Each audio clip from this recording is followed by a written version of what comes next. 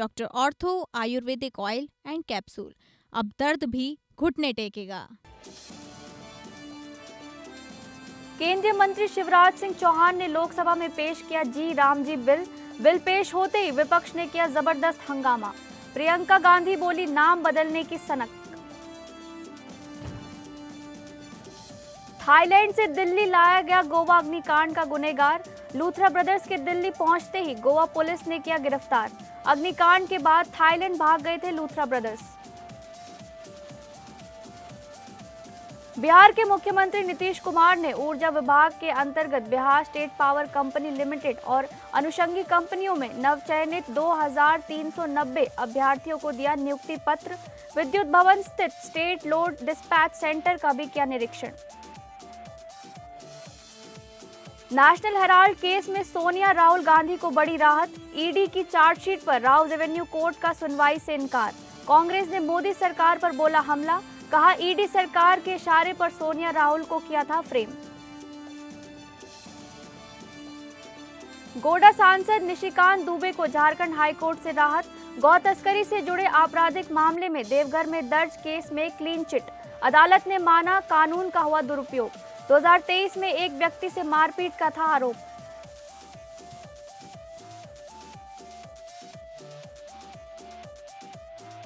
नमस्कार, आप सभी का स्वागत है इस बुलेटिन में। मैं हूं आपके साथ शालिनी राणा। शुरुआत करेंगे बुलेटिन की।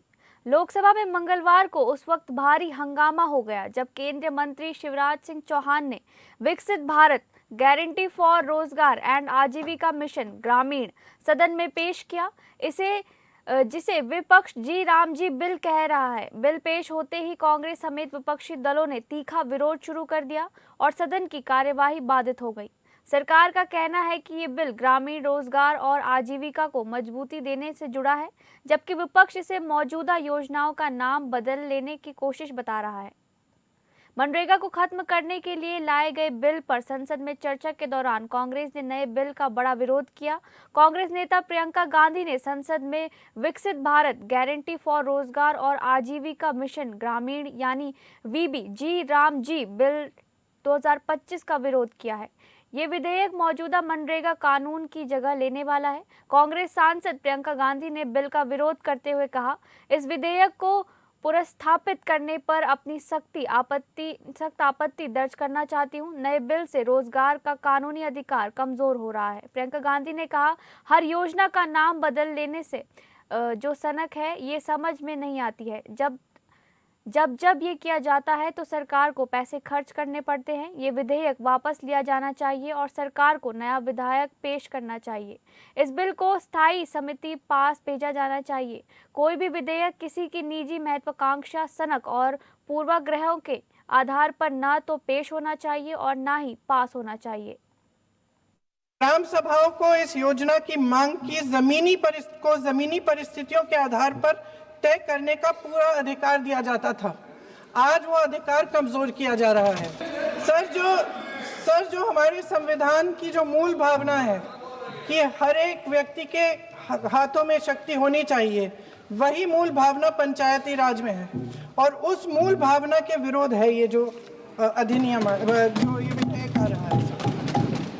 सर, इस विधेयक के जो प्रबंधन है जिससे रोजगार का जो अधिकार है, कानूनी अधिकार है, वो कमजोर हो रहा है, वो हमारे संविधान के विपरीत है। सर, तो ये भड़क गए। महात्मा गांधी स्वयं राम राज्य की स्थापना की बात करते थे और उनके अंतिम शब्द भी हे राम थे। बापूजी का पूरा सम्मान करते हुए राम राज की स्थापना मतलब दैहिक भौतिकता का राम राज काहू नहीं व्यापा। हर गरीब को भरपूर रोजगार मिले, उसकी गरिमा को सम्मान हो, इसके लिए ये बिल लेके आए हैं। 125 दिन की गारंटी है, गारंटी ये कहीं पर कमजोर नहीं हुई। उस गारंटी को हम पूरा करेंगे। गोवा में एक नाइट क्लब में आग लगने से 25 लोगों की मौत के मामले में सौरभ लूथरा और गौरव लूथरा को मंगलवार को थाईलैंड से भारत लाया गया। दोनों भाई उस नाइट क्लब से सह मालिक हैं, जहां 6 दिसंबर को भीषण आग लगी थी। दिल्ली एयरपोर्ट पर लैंड करते ही इस अग्निकांड के मुख्य आरोपी लूथरा भाइयों को गोवा पुलिस ने गिरफ्तार कर लिया है। बता दें कि सौरभ और गौरव लूथरा गोवा के नाइट क्लब में 6 दिसंबर को हुए भीषण अग्निकांड के कुछ घंटों बाद ही थाईलैंड भाग गए थे। इसके बाद पुलिस ने जांच शुरू की और इंटरपोल ने दोनों भाइयों के खिलाफ नोटिस जारी किया था। दोनों भाइयों को 11 दिसंबर को थाईलैंड पुलिस ने हिरासत में ले लिया था। अब दोनों भाइयों को भारत लाया जा चुका है। लूथरा ब्रदर्स की भारत वापसी के बाद अब गोवा पुलिस उनसे गैर इरादत हत्या समेत अन्य गंभीर धाराओं में पूछताछ करेगी। पुलिस का कहना है कि आग लगने के कारणों, सुरक्षा इंतजामों, क्लब के संचालन से जुड़ी अनुमति और जिम्मेदारियों को लेकर कई अहम सवालों के जवाब अभी मिलने बाकी हैं। जांच एजेंसियां ये भी पता लगाने की कोशिश कर रही हैं कि क्या सुरक्षा मानकों की अनदेखी के चलते ये हादसा हुआ। इस मामले में नाइट क्लब के तीसरे साझेदार अजय गुप्ता को भी पिछले सप्ताह दिल्ली से हिरासत में लिया जा चुका है। पुलिस अधिकारियों के अनुसार तीनों की भूमिका की अलग अलग जाँच की जा रही है ताकि ये स्पष्ट हो सके कि हादसे के लिए किस स्तर पर लापरवाही हुई। सौरभ और गौरव लूथरा ने अपने ऊपर लगे आरोपों को खारिज किया है।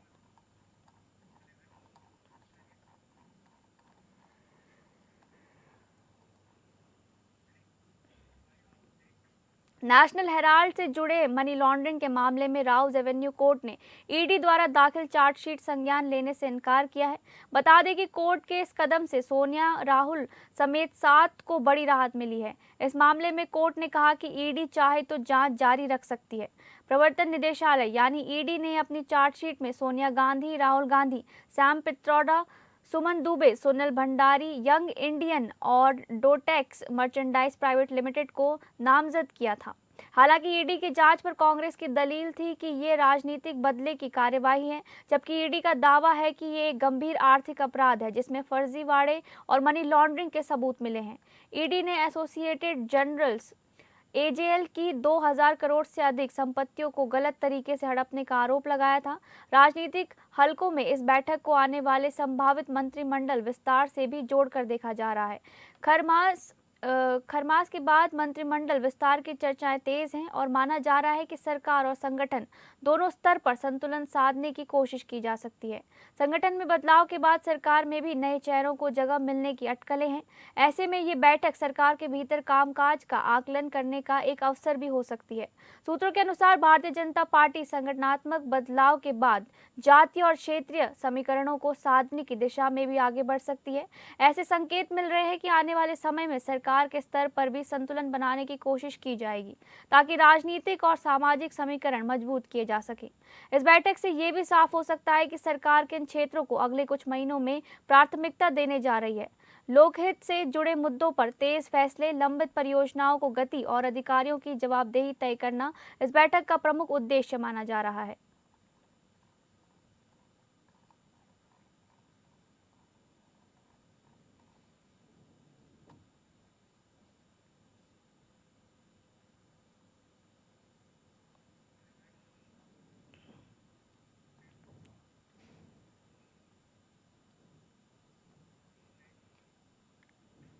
झारखंड हाईकोर्ट ने गोड्डा से बीजेपी सांसद निशिकांत दुबे को बड़ी राहत देते हुए देवघर जिले में दर्ज एक आपराधिक मामले की प्राथमिकी को निरस्त कर दिया है।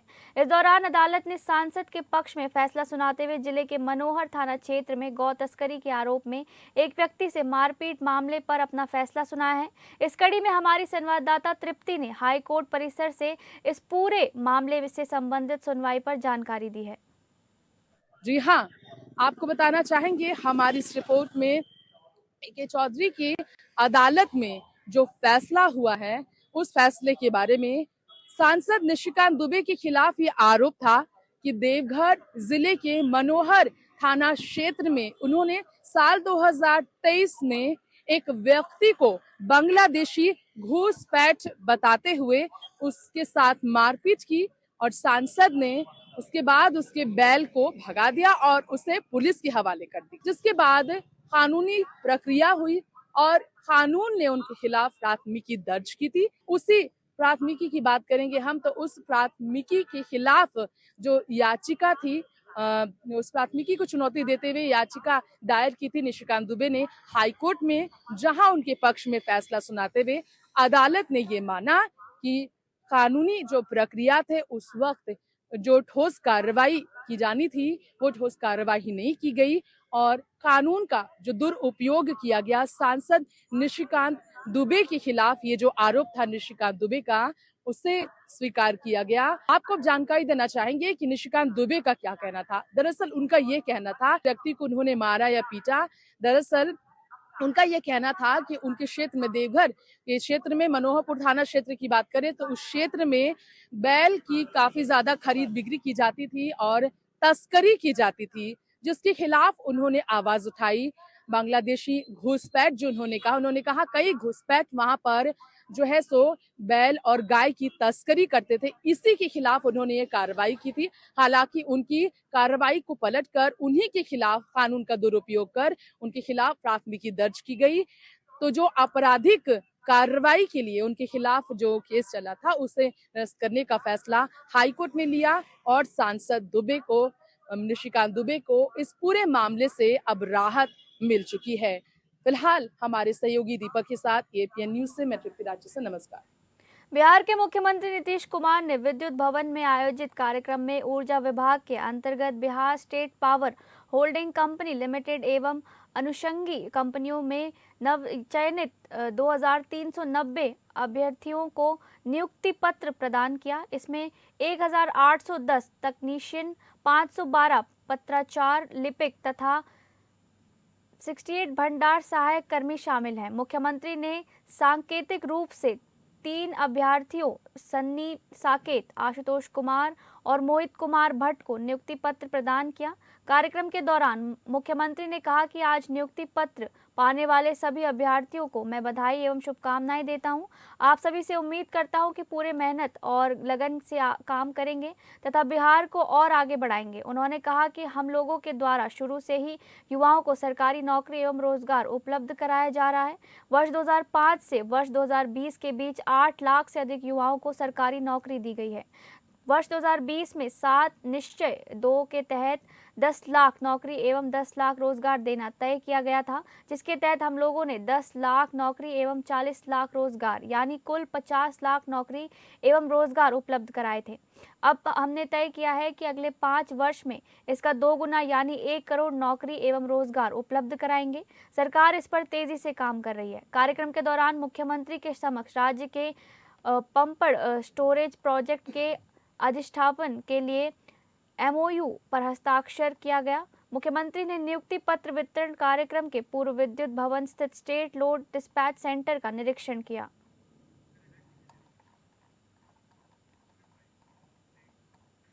भाजपा के नए प्रदेश अध्यक्ष और 5 बार के विधायक संजय सरावगी को बधाई देने के लिए आज उनके पटना स्थित बंदर बगीचा आवास पर नेताओं की भीड़ लग रही है।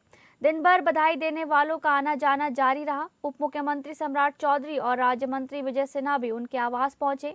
दोनों नेताओं ने हाथ मिलाकर शुभकामनाएं दी और इसके बाद संजय सरावगी के साथ दरभंगा के लिए रवाना हो गए। संजय सरावगी ने अपने राजनीतिक सफर की शुरुआत ABVP से की थी और 1995 में भाजपा से जुड़े वह 2005, 2010, 2015 और 2020 में दरभंगा से विधायक चुने गए। नीतीश कैबिनेट में मंत्री रहने के बाद अब उन्हें भाजपा की प्रदेश अध्यक्ष की जिम्मेदारी सौंपी गई है। पार्टी में उनकी नियुक्ति को एक बड़ा फैसला माना जा रहा है। उप मुख्यमंत्री सम्राट चौधरी ने कहा कि संजय सरावगी का अनुभव और जनता से जुड़ाव भाजपा को मजबूत करेगा। वहीं विजय सिन्हा ने भी उनके नेतृत्व में पार्टी के विस्तार की उम्मीद जताई।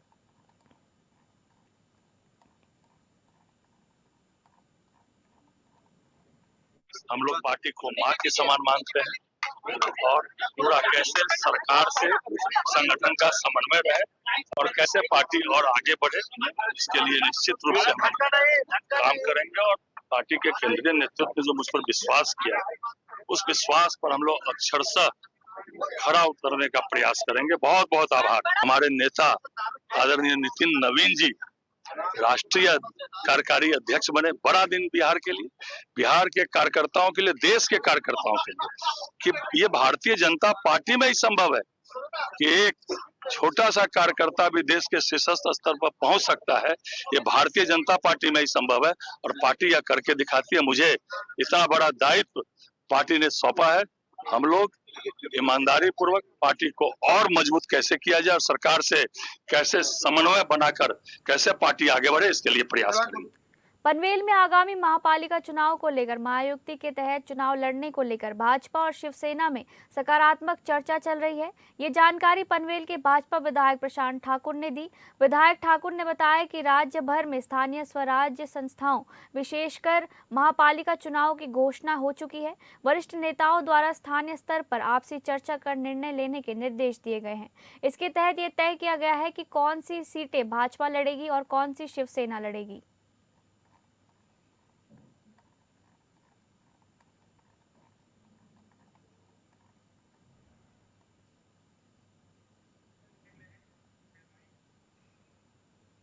महाराष्ट्र में मुंबई सहित 29 महानगर पालिकाओं के चुनाव घोषित होने के साथ ही एक मिनी आम चुनाव जैसा माहौल बनने जा रहा है। पिछले विधानसभा चुनाव में करारी मात खाने वाले विपक्षी दलों शिवसेना यानी यूबीटी, कांग्रेस और राकांपा चंद्रशेखर पावर के लिए ये चुनाव कड़ी परीक्षा लेकर आ रहे हैं। चुनाव की आचार संहिता आज से ही लागू हो गई है। मुंबई महानगर पालिका पर पिछले 30 वर्षों से शिवसेना का ही कब्जा है। विधानसभा चुनाव में करारी हार के बाद अब इस पार्टी के अध्यक्ष उद्धव ठाकरे की सारी उम्मीदें मुंबई महानगर पालिका पर ही टिकी हैं, जबकि मुख्यमंत्री फडणवीस किसी भी कीमत पर इस पर उनसे मनपा छीनना चाहते हैं। इसके लिए वह उप मुख्यमंत्री एकनाथ शिंदे के नेतृत्व वाली शिवसेना से गठबंधन भी करने को तैयार हैं।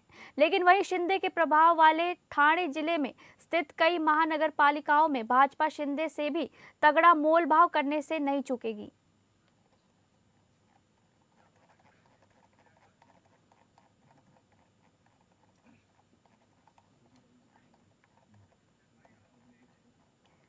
प्रतियोगी छात्र आयोग के कथित भ्रष्टाचार के खिलाफ छात्र महाआंदोलन कर रहे हैं। प्रयागराज में लोक सेवा आयोग के बाहर माहौल पूरी तरह तनावपूर्ण नजर आया, जब बड़ी संख्या में प्रतियोगी छात्र आयोग पर कथित भ्रष्टाचार के आरोप लगाते हुए धरने पर बैठ गए।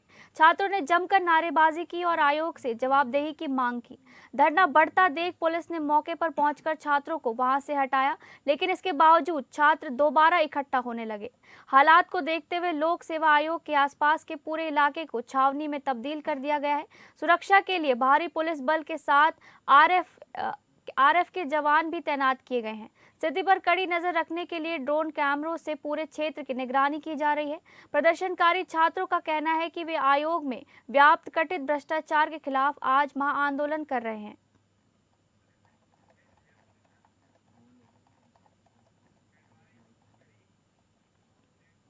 दिल्ली एनसीआर में जहरीली धुंध की परत छाई हुई है और ग्रेप 4 की पाबंदियां लागू होने के बावजूद वायु प्रदूषण खतरनाक स्तर पर बना हुआ है।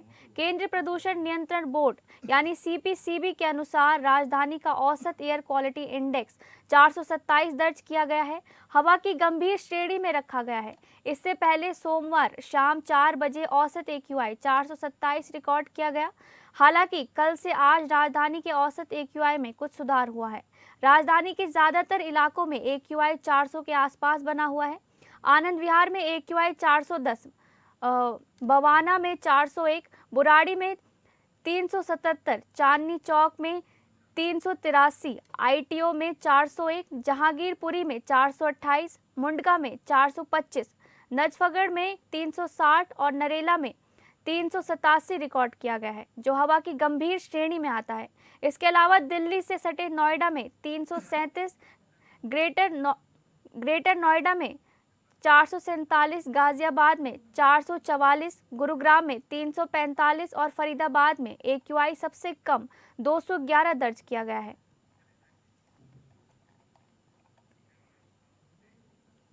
मथुरा में दिल्ली आगरा एक्सप्रेसवे पर मंगलवार तड़के भीषण हादसा हो गया। घने कोहरे में 7 बसें और 3 कारें आपस में टकरा गईं।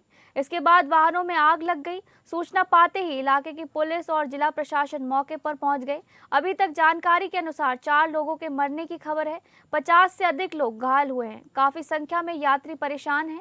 मौके पर 11 फायर ब्रिगेड और 14 एम्बुलेंस बचाव कार्य में जुटी हैं। डीएम, एसएसपी समेत सीओ और एसडीएम भी मौजूद हैं। दमकल कर्मियों द्वारा आग पर काबू पा लिया गया है। वहीं एक्सप्रेसवे के इस हिस्से में यातायात को अस्थायी रूप से रोका गया है।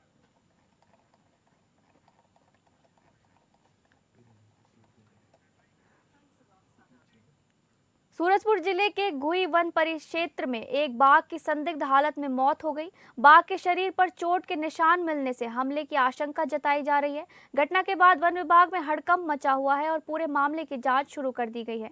दरअसल सूरजपुर जिले के गुही वन परिक्षेत्र में जंगल में ग्रामीणों ने बाघ का शव पड़ा देखा। इसकी सूचना तुरंत वन विभाग को दी गई। जानकारी मिलते ही वन विभाग की टीम मौके पर पहुंची और जंगल के उस पूरे हिस्से को घेराबंदी कर सुरक्षित किया गया। प्राथमिक जांच में बाघ के शरीर पर कई जगह गहरे चोट के निशान पाए गए हैं। इन्हीं निशानों के आधार पर यह आशंका जताई जा रही है कि बाघ की मौत किसी हमले के कारण हो सकती है।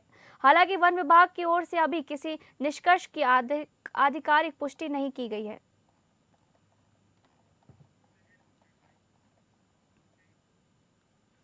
मैकाल पर्वत श्रृंखला से लगे खैरागढ़ के जंगल जैव विविधता के क्षेत्र में अपनी एक अलग पहचान रखते हैं। यहाँ स्थित विभिन्न जलाशयों में हर वर्ष कई प्रजातियों के दुर्लभ और प्रवासी पक्षी देखने को मिलते हैं। इसी कड़ी में एक बार फिर खैरागढ़ जैव विविधता के नक्शे पर उभर कर सामने आया है।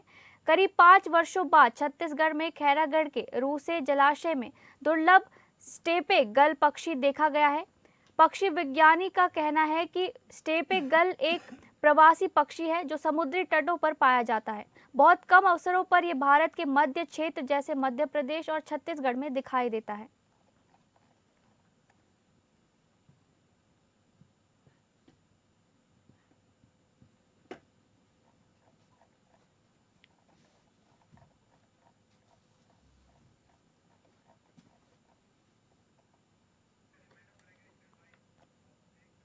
फिलहाल इस बुलेटिन में बस इतना ही। नमस्कार।